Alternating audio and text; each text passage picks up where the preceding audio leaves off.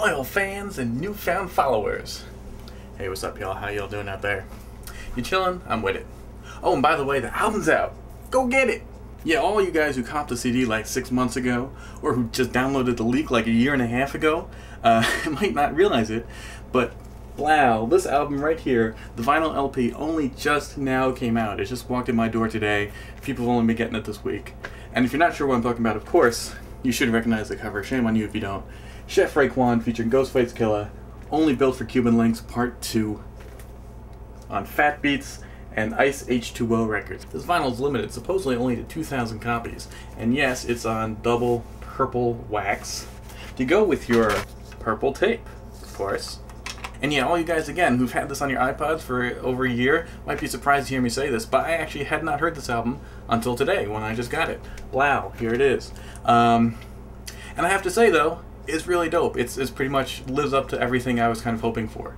I mean, some people say, oh, it's not as good as like 36 Chambers or something, you know, if you're expecting that. But really, it's pretty solid. You know, no tracks really struck me as weak filler stuff. Everything was pretty strong.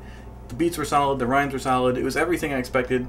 And if you don't know, not that you can really read the track listing here anyway, but just to give you a glimpse, the double LP features 2 bonus tracks that were not on the CD or the MP3s. Well, more or less.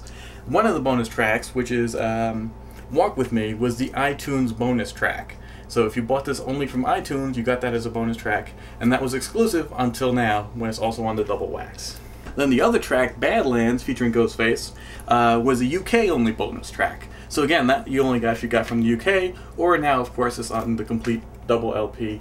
Really the only way to own this album. One of the criticisms I have heard of this album is that some of the beats have been used before, and you know, okay, yeah, but let's face it, this is hip-hop. And honestly, nothing here really sounds, you know, I recognize a few samples and stuff, but nothing here really sounds too recycled or played out or overused. You know, it's all used really well here. Honestly, my only real complaint is this track featuring Slick Rick.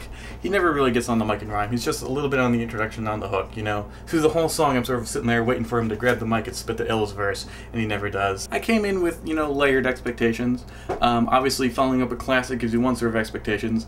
Of course, I've heard all sorts of mixed reviews. Most people sort of saying I think that's a bit of a disappointment, but honestly, I don't think it is. I think it's pretty dope.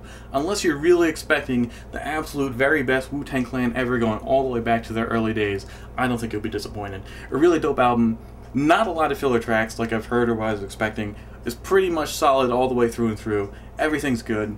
I dug it. I've only listened to it the one time so far, so I'll have to go let it sink in a few more times. But I really was pleasantly surprised, and I already had some good expectations. I won't be playing any clips because it's a big fat double LP with the bonus tracks. It's 24 songs, and let's face it, you've probably all heard it years before I did anyway. So, till next time, Warner Von Wanrod, peace out. Glad just to get some new dope vinyl.